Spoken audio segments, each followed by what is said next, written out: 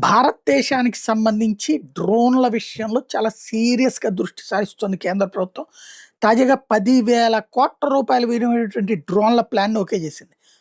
తపాస్ UAV unmanned aerial vehicle విమానం లాగానే ఉంటుంది. కానీ మనుషులు ఉండరనమాట.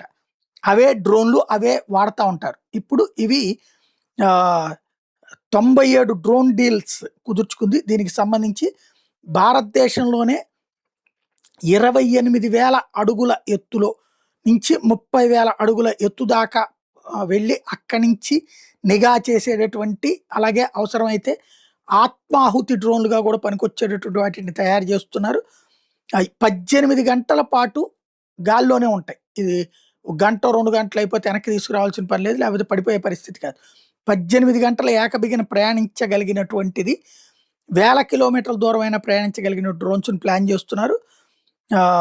ఏదైతే ఆర్మర్డ్ డ్రోన్ కింద వీటిని భావిస్తున్నారో MQ-9కి పోటీగా ఈ డ్రోన్స్‌ని కేంద్ర ప్రభుత్వం ఓకే చేస్తుంది.